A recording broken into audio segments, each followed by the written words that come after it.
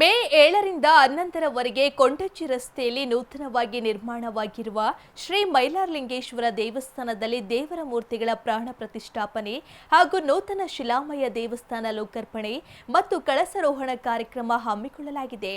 ಈ ಹಿನ್ನೆಲೆ ಮೇ 4ರಂದು ಬೆಳಗ್ಗೆ ಶ್ರೀ ಮೈಲಾರಲಿಂಗೇಶ್ವರ, ಶ್ರೀ ಗಂಗಮಾಳಮ್ಮ, ಶ್ರೀ ಸಂಪಿಗೆ ಸಿದ್ದೇಶ್ವರ ದೇವರುಗಳ ಮೂರ್ತಿಗಳನ್ನು ದೇವಸ್ಥಾನದಿಂದ ಹೊಂಡದರುತ್ತಾ ಬಿಎಸ್ ಚನ್ನಬಸಪ್ಪ ಅಂಗಡಿ ರಸ್ತೆ ಹಾಗೆ ದಿಬ್ಬರುತ್ತಾ ದುರ್ಗಾಂಬಿಕಾ ದೇವಸ್ಥಾನದ ಮೂಲಕ ಪ್ರಮುಖ ರಾಜಬೀದಿಗಳಲ್ಲಿ ಮೆರವಣಿಗೆ ನಡೆಯಲಿದೆ.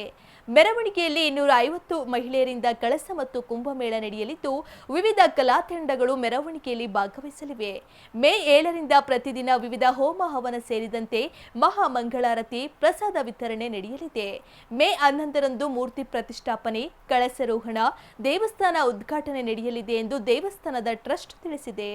7/5/2020 ಬೆಳಗ್ಗೆ 8ರಿಂದ ಮೂರ್ತಿ ಪ್ರತಿಷ್ಠಾಪನಾ ಕಾರ್ಯಕ್ರಮ ಹಮ್ಮಿಕೊಳ್ಳಲಾಗಿದೆ. ನಮ್ಮ ಟ್ರಸ್ಟ್ ವತಿಯಿಂದ 7ರಿಂದ 7, 8, 9, 10, 11ಕ್ಕೆ ಮೂರ್ತಿ ಪ್ರತಿಷ್ಠಾಪನೆ ಇರುತ್ತೆ. ಆಮೇಲೆ ದಿನ ಊಟದ ಏರ್ಪಾಟಿದೆ. ಆಮೇಲೆ ಬೆಳಗ್ಗೆ ತಿಂಡಿ, ಮಧ್ಯಾಹ್ನ ಊಟ ಮತ್ತು ಇನ್ನಿತರೆ ಕಾರ್ಯಕ್ರಮ ಎಲ್ಲ ಇರುತ್ತೆ. ಇನ್ನು ಹೆಚ್ಚಿನ ಮಾಹಿತಿ ನಮ್ಮ ಭಟ್ರು ತಿಳಿಸ್ಕೊಡ್ತಾರೆ. ಇದು ಮೂರ್ತಿ ಇಲ್ಲಿ ಕೊಟ್ಟೂರಿಂದ ಮಾಡಿಸಿದ್ದು. ಕೊಟ್ಟೂರು ವೀರಶಾಚಾರ್ಯ ಸಿರ್ಸಂಗಿ ಅಂತ, ಅವರು ಸಂಪಿಗೆ ಸಿದ್ದೇಶ್ವರ ಮತ್ತು ಗಂಗಮಾಳಮ್ಮ ಮತ್ತು ಮೈಲಾಲಿಂಗಪ್ಪ ಮೂರ್ತಿ ಅವರೇ ಮಾಡಿಕೊಟ್ಟಿರೋದು.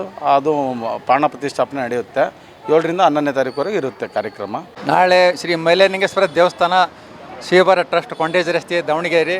ಮೈಲಾರಲಿಂಗಪ್ಪನ ಮೂರ್ತಿ, ಗಂಗಮಾಳಮ್ಮ ಮೂರ್ತಿ, ಸಂಪಿಗೆ ಸಿದ್ದೇಶ್ವರ, ಬಸವಣ್ಣನ ಮೂರ್ತಿ ರಾಜಬೀದಿಯಲ್ಲಿ ಮೆರವಣಿಗೆ ಇದೆ. ನಾವು ಇಲ್ಲಿಂದ ಒಂಡ ಸರ್ಕಲ್ನಿಂದ BS ಅಂಗಡಿ, ಅಲ್ಲಿಂದ ಅಗ್ಗದೀಪ ಸರ್ಕಲ್ಲು, ಅಲ್ಲಿಂದ ದುಗ್ಗಮ್ಮನ ದೇವಸ್ಥಾನ ಮುಗಿಸಿ ಮತ್ತೆ ತೀರಾ ಒಂಡ ಸರ್ಕಲ್ಲಿಗೆ ಬಂದು ಇಲ್ಲಿಂದ ದೇವಸ್ಥಾನದಿಂದ ಮತ್ತು ಮೈಲಾರಲಿಂಗಪ್ಪನ ದೇವಸ್ಥಾನಕ್ಕೆ ತಲುಪ್ತಾ ಇದೆ. ಅಲ್ಲಿ 250 ಕಳಸ, 250 ಕುಂಭ, ಆಮೇಲೆ ತಂಡ ಮೇಳಗಳು ಎಲ್ಲ ಕಾರ್ಯಕ್ರಮಗಳು ಇರ್ತಾವೆ. ಅದರಿಂದ ಮತ್ತೆ ಬಂದಮೇಲೆ ಬೆಳಿಗ್ಗೆ ತಿಂಡಿ ಇರುತ್ತೆ. ತಿಂಡಿ ಆದಮೇಲೆ ಕಾರ್ಯಕ್ರಮ ಮುಗಿದು ಬಂದಮೇಲೆ ಊಟ ಇರುತ್ತೆ. ಶ್ರೀ ಕ್ಷೇತ್ರ ಶಿವಬಾರ ಮೈಲಾರಲಿಂಗೇಶ್ವರ ದೇವಸ್ಥಾನ ಟ್ರಸ್ಟ್ ವತಿಯಿಂದ ದಿನಾಂಕ 4 ಭಾನುವಾರ ಬೆಳಗ್ಗೆ 8:30ರಿಂದ ಈ ಒಂದು ಕುಂಭ ಮತ್ತು ಕಳಸದ ಕಾರ್ಯಕ್ರಮ ಇರ್ತದೆ.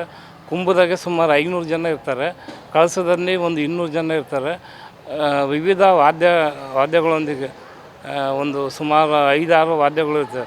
ಸಮಾಳ ಮತ್ತು ಗೊಂಬಿ ಕುಣಿತ, ನಂದಿ ಕೋಲು, ಆಮೇಲೆ ವೀರಗಾಸಿಯರು, ಕರಡಿ ಕುಣಿತ, ಚಂಡಿ ಇತ್ಯಾದಿ ಇನ್ನೂ ಅನೇಕ ಕಲಾವಿದರುಗಳು ಬರ್ತಾರೆ.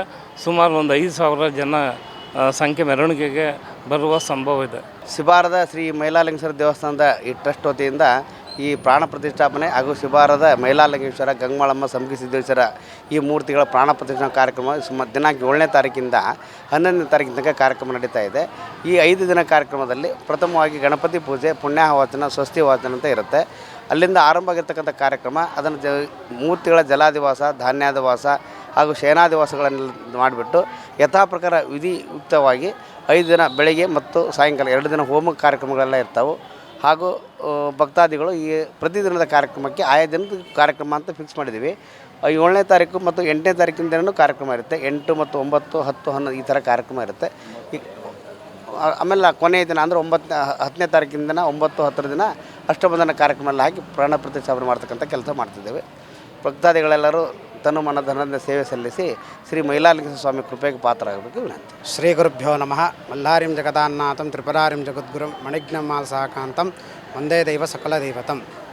ಶ್ರೀ ಕ್ಷೇತ್ರ ಶಿಬಾರ ಶ್ರೀ ಮೈಲಾರಲಿಂಗೇಶ್ವರ ಸ್ವಾಮಿಯ ದೇವಸ್ಥಾನ ಪ್ರಾಣ ಪ್ರತಿಷ್ಠಾಪನಾ ಮಹೋತ್ಸವ, ಶಿಲಾಮೂರ್ತಿ ಮತ್ತು ಕಳಸಾರೋಹಣ ಪ್ರಾಣ ಪ್ರತಿಷ್ಠಾಪನಾ ಮಹೋತ್ಸವ ಇರುತ್ತದೆ. 7ನೇ ತಾರೀಕಿನಿಂದ 11ನೇ ತಾರೀಕಿನವರೆಗೂ ಧಾರ್ಮಿಕ ಕಾರ್ಯಕ್ರಮ ನಡೆಸಲಾಗುವುದು. ಫಸ್ಟ್ನೇ ದಿವಸ ಗಣಪತಿ ಪೂಜಾ, ಪುಣ್ಯಾಹ ವಾಚನ, ನಾಂದಿ ಸ್ಥಾಪನ, ಋತ್ವಿಗ್ವರ್ಣ, ಗಣಪತಿ ಹೋಮ, ನವಗ್ರಹ ಹೋಮ ಫಸ್ಟ್ನೇ ದಿನ ಆಗುತ್ತೆ. 2ನೇ ದಿವಸ ಸ್ಥಳಬಿಂಬ ಅವೆಲ್ಲ ಶುದ್ಧೀಕರಣ ಆಗುತ್ತೆ. ಜಲಾದಿವಾಸ, ತದನಂತರ ಧಾನ್ಯಾದಿವಾಸ, ಶಾಯದಿವಾಸ, ಆಮೇಲೆ ಶಾಯದಿವಾಸ ಹೋಮಗಳು, ದವಸ ಧಾನ್ಯಗಳು ಅವೆಲ್ಲ ಕಾರ್ಯಕ್ರಮ ಮಾಡಿ 11ನೇ ತಾರೀಕಿನ ದಿನ ಬ್ರಹ್ಮಕಲಶ ಅಭಿಷೇಕ ಮತ್ತು ಕಲಶಾರೋಹಣ ಇಷ್ಟೆಲ್ಲ ನೆರವೇರಿಸ್ತಿರೋದು ನಮ್ಮ ಶೃಂಗೇರಿಯ ಆಗಮ ಪಂಡಿತರಾದ ರಾಘವೇಂದ್ರ ಉಡುಪರು, ಮಣಿಕಲ್ ಹಾಗೂ ವೇದಮೂರ್ತಿ ಸುರೇಶ್ ಭಟ್ರು, ವೇದಮೂರ್ತಿ KN ಶ್ರೀಕಾಂತ್ ಭಟ್ರು ನಡೆಸ್ಕೊತ ಬರ್ತಾರೆ, ಎಲ್ಲ ನಡೆಸ್ಕೊಡ್ತಾರೆ ಆ ಕಾರ್ಯಕ್ರಮ. ಸುಮಾರು ಇದು ಇತಿಹಾಸ ಏನಪ್ಪ ಅಂದರೆ 400 ವರ್ಷದಿಂದನೂ ಇದೆ ಶಿಬಾರಿ. ಅದು ಆವಾಗಿಂದನೂ ಬರೀ ಶಿಬಾರದ ಮೇಲೆ ನಡೀತಿತ್ತು. ಈಗ ನಮಗೆ ಒಂದು 14 ವರ್ಷದಿಂದ ಇದು ದೇವಸ್ಥಾನ ಆಗ್ತಿದ್ದಿಲ್ಲ, ಈಗ ಆಗಿದೆ. ಅದು ಈಗ ಪ್ರಾಣ ಪ್ರತಿಷ್ಠೆ ಆಗ್ತಾಯಿದೆ. ಅದೊಂದು ಯೋಗ ನಮಗೆ 14 ವರ್ಷದಿಂದ ಪಟ್ಟಿದ್ದಕ್ಕೆ ಈಗ ನಮಗೆ ಒಂದು ಯೋಗ ಬಂದಿದೆ, ಅದು ಪ್ರತಿಷ್ಠೆ ಆಗ್ತಾಯಿದೆ. ಎಲ್ಲದು ಒಂದು ಸಂತೋಷದ ವಿಷಯ. ಎಲ್ಲ ಭಕ್ತಾದಿಗಳು ತನುಮನದಿಂದ ಬಂದು ಎಲ್ಲ ಸ್ವಾಮಿಗೆ ಕೃಪೆರಾಗಬೇಕಾಗಿ ವಿನಂತಿ.